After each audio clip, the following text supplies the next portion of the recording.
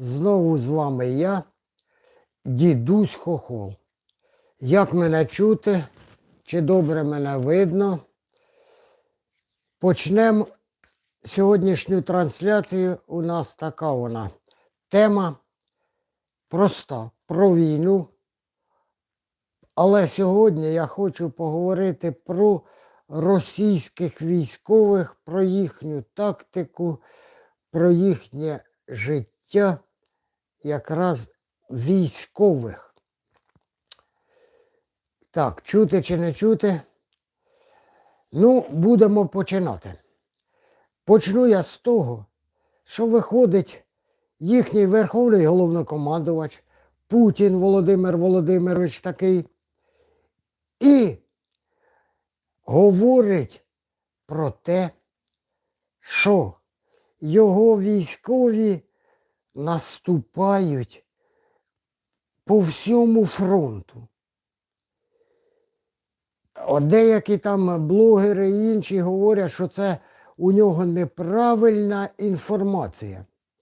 А я думаю про те, що він дуже вірить в оту тактику інфільтрації, яку вони використовують, Збройні сили Російської Федерації використовують на практиці. Що це за тактика така інфільтрації? І той, хто її придумав, я думаю, що дуже доволі розумний у військовій сфері людина. Той, хто її придумав, цю тактику інфільтрації, розуміє багато чого у цих, як потрібно воювати. І Путін, мені здається, вірить у це, у цю тактику. І тому говорить такі слова, що ми наступаємо по всьому фронту. Так що ж це таке за тактика інфільтрації для простих людей? Я розповідатиму вам просто. Це означає, що малі групи, по 5 чоловік, там 5, 4, 5, 6, ідуть і проходять за лінією фронту, там закріплюються і накопичуються. У умовах оцих дронової війни, коли все видно, неможливо наступати таким чином, щоб багато людей, багато військових переміщалися по фронту, шукали там якісь оті місця, де можна пройти. Тому отаке приховування, переміщення військ. 5 чоловік, людей ідуть, десь там закріплюються, потім на другий день, на третій, знову 5, знову 5, і так їх там накопичується велика кількість. Потім вони вже починають ніби воювати. Цю тактику придумали якраз для оцієї протидронної війни. Вона, звичайно, та тактика не те, щоб гарна. І ще вона застосовувати із часів Великої Вітчизняної війни, із війни в Афганістані, що такі групи заходять в тил ворога, проводять такі рейди. Чому не можна, наприклад, скинути десант, наприклад, на парашутах, захопили там якийсь участочок і обороняють його. Тому що його видно дуже і будуть дуже великі втрати. А коли отак приховано малими групками люди пробираються,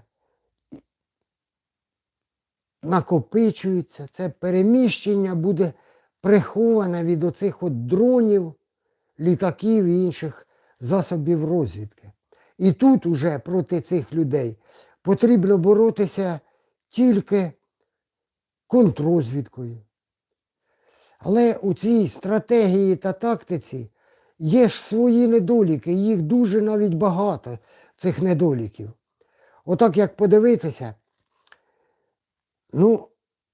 група, яка буде проходити 5 чоловік, якщо вони добре підготовлені, то вони дійсно можуть пройти, закріпитися і дочекатися підсилення і все інше.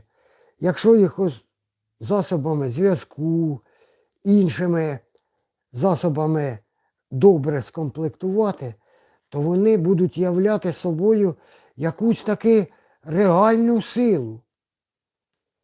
Не просто там диверсанти зайшли, а ці люди будуть там накопичуватись. Але ж недоліки в чому? Що цю тактику диверсійних груп оцих інфільтрації використовують не спеціально навчені підрозділи, а вже це у Збройних силах Російської Федерації розповсюдилось на отих простих мотострілків, які звикли наступати ура, вперед і багатьма силами великими. А тут треба бути розвідниками, тихесенько пробратись, а вже потім робити ті диверсійні різні акти, нападати там на щось, діяти як в тилу, як партизани. Оце перший недолік, що використовується тактика оцих диверсійних груп, які повинні бути підготовлені навіть якісно, мати засоби зв'язку гарні, між собою комунікувати добре і бути дійсно підготовленими. Тоді оця мала група являє собою якусь ударну силу. А коли її використовують прості солдати-мотострілки, вона не зовсім якісно працює. Для прикладу, я в минулому офіцер. Я зараз оцих офіцерів не розумію, як вони зараз у Збройних силах Російської Федерації працюють по цій тактиці інфільтрації. Як це важко працювати тут. Відібрав я в себе у взводі, наприклад, я командир взводу.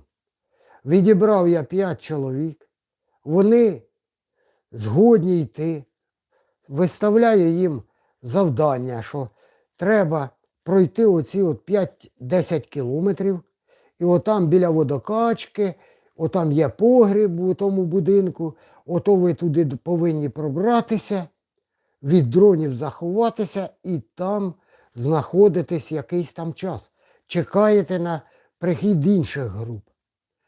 Я своїх 5 людей сьогодні відправляю, наприклад.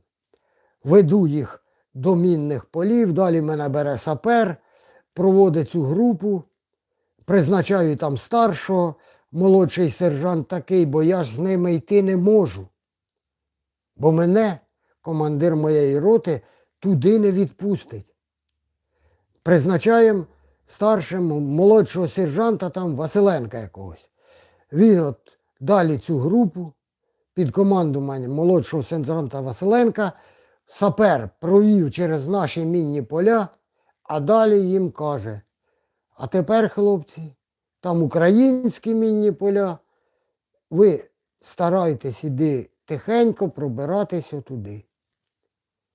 Повертається і йде назад. Група залишається під командуванням того молодшого сержанта. Я вже її, як лейтенант-командир взводу, не контролюю ніяк. Зв'язок, сказали вийти на зв'язок, коли закріпитеся там і доповісте, що там, як і до чого. Сижу, переписані у мене фамілії, хто, де, як, залишені їхні телефони, картки оті, що їм зарплату перераховують, усі дані отут у мене знаходяться. Добре, якщо ця група із отих 5 людей, яких ми відправили, Ну хоча б два дійде до тої точки призначення, заховаються там ото в підвал і будуть доповідати по радіостанції, що вони уже на місці. А буває таке, що зовсім пішла група, на зв'язок вона не виходить. Ми не знаємо, я як лейтенант, командир їхнього взводу, не знаю, що з нею сталося, якщо вона пропала, не виходить на зв'язок. Це вони самі попідривалися на мінах, не дійшли, чи їх розбомбили дрони, чи взяли навіть самі, розбіглися або здались в полон українським військовим. Вона знаходиться у мене безконтрольна.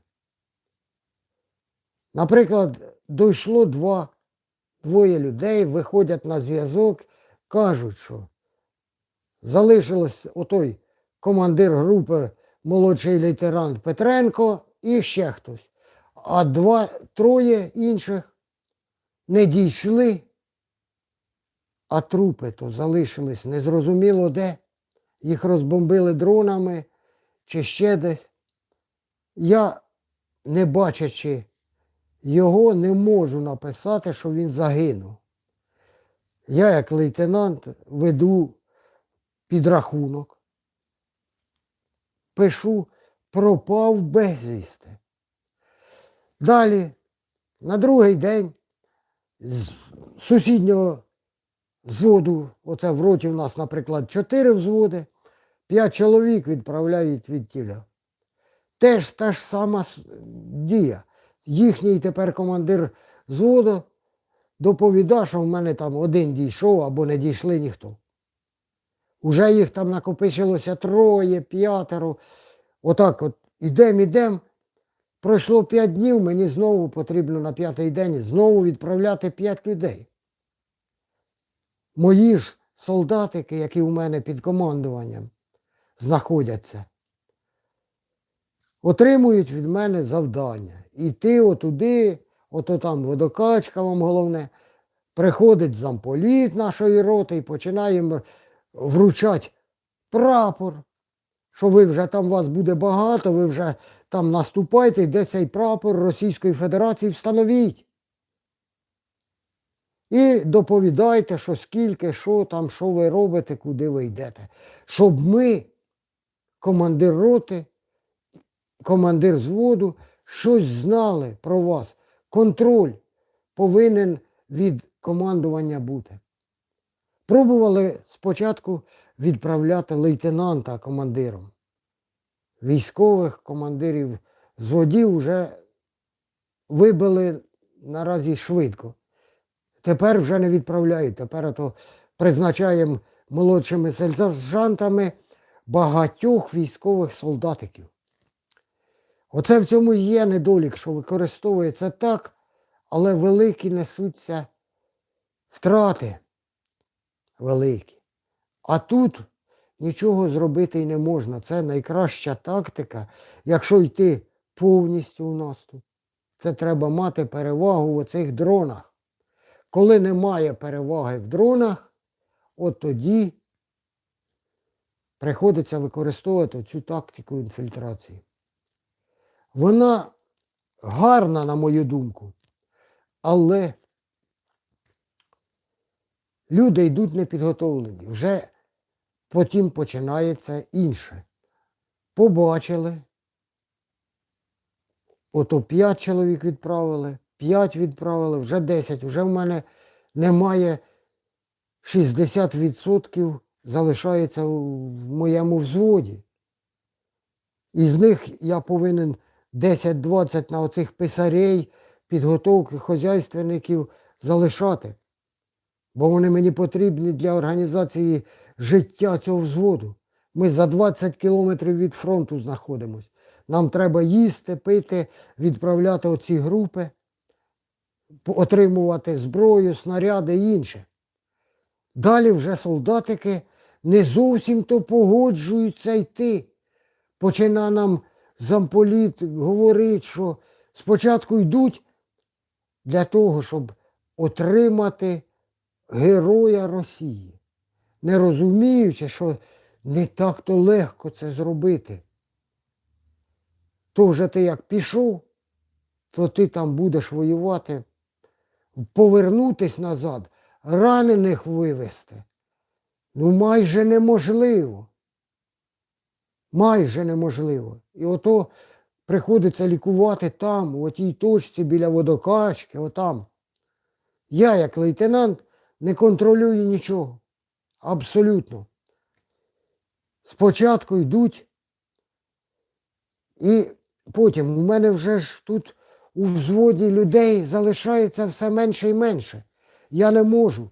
Приходять поповнення, мені то надають. Приїжджають, вони ще не зовсім розуміють. Якщо я відправляю, а він хоче стати ще героєм, то він іде.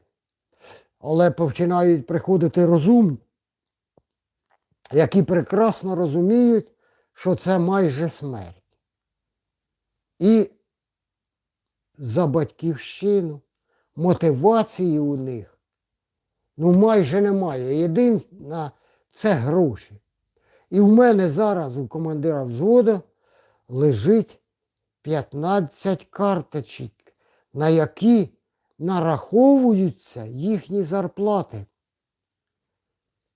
Я подаю, що він пропав безвісти. Але ці дані перевірити неможливо ніяк. І як мені не скотитися до тієї корупції, забирати гроші з тих карток?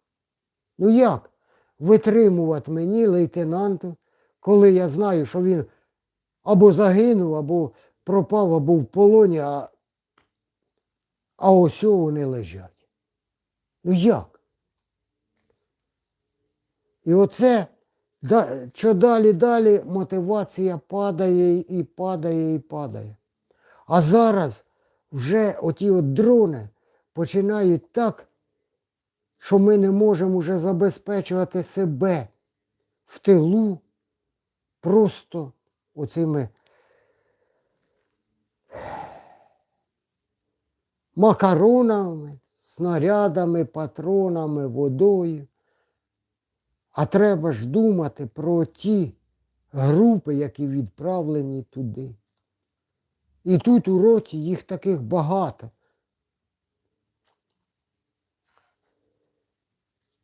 Питання складне. Тактика, звичайно, гарна. Але не забезпечується оця тактика матеріально-технічним забезпеченням і перевагою в повітрі, в дронах, в іншому. Якби була тут перевага Російської Федерації, ці б групи проходили все далі. А потім буває таке, що доповідають, що встановили прапор, зайняли, а самі сидять під водокачкою в підвалі. Мені що робити? Я повинен доповісти командиру роти. І далі йде наверх ота неправдива інформація, що цей населений пункт ми повністю захопили. Оце відтіля воно все йде. Висновки.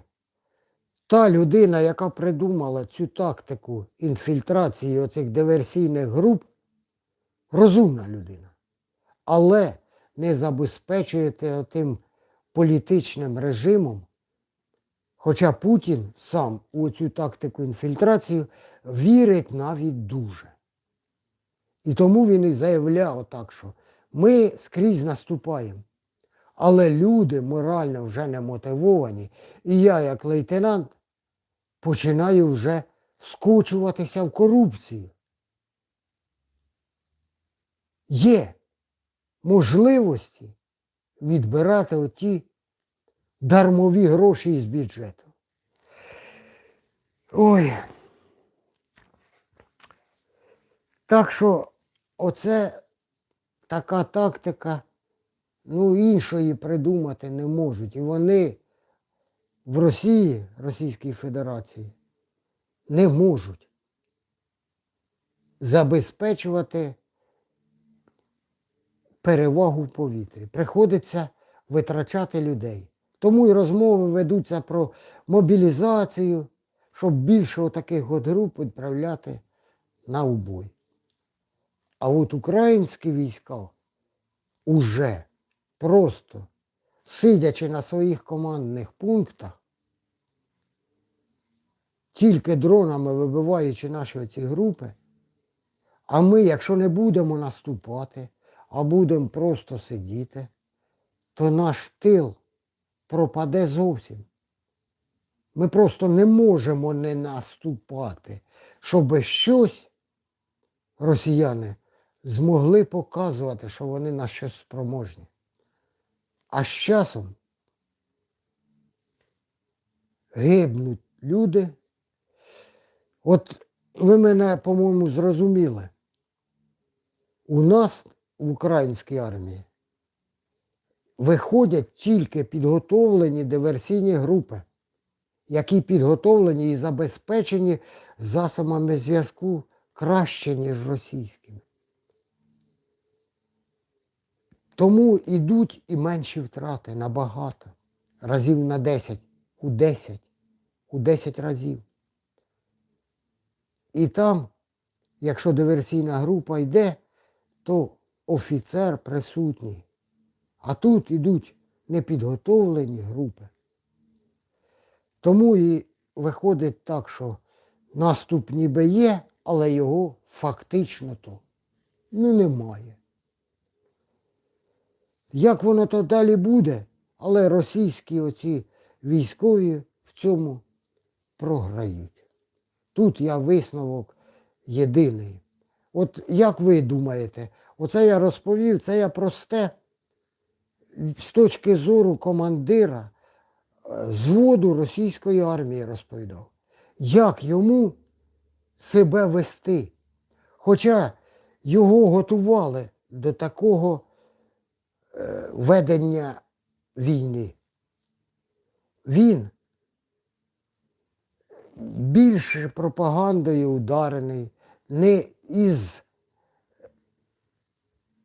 Навчався він в училищі, там замполіти проводили з ним роботу, і він більш підготовлений на те, що йти не за батьківщину він воює, а як професіонал доказує, проявляючи своє геройство, він хоче стати потрібний Путіну більше, і підтримує він оцю-то владу, бо його навчали це. А права людей, там, права усього іншого, він як професіонал-убивець працює. Отак на даний момент воюють росіяни. І мотивація того в них слабша і слабша все стає. Вони бачать, що в тилу у них погано, скоро скинуть оцього Путіна, якому він служив. І вже в нього починає хитатися оця уся справа. Так що на цьому вже пора, мабуть, закінчувати. Я розказав, що думаю, що знаю. А ви пишіть свої коментарі. Підписуйтесь, будь ласка, якщо можете. Якщо ви не вірите мені, що так є наразі, то пишіть прямо. Армія російська зараз сухопутних військ розвалюється. Тому не справиться Росія. Закінчувати на цьому буду. Підписуйтесь ще раз, коментуйте, ставте лайки і коментуйте. Аргументовано, будь ласка. Не просто пишіть, що дідусь хохол такий-сякий, придурок і тому інше. А таки ж скажіть, чому ви не вважаєте, що ця тактика інфільтрації гарна, погана чи інша. Я знаю, що цю тактику придумав ваш начальник Генерального штабу Герасимов. Розумна людина, хоча і ворог мій. Я є українець. Я борюсь за свою країну. І ми навіть меншими кількістю військових витримуємо оту навалу, оцю інфільтрацію і інше. Ну все, закінчую. Бувайте здорові. Дякую вам за увагу. Якщо вам це сподобалось про військові Збройні Сили Росії, то ви пишіть. Що інше, подавайте ви ідеї, будь ласка, ви мені. На цьому закінчую. Бувайте здорові. Дякую ще раз за увагу.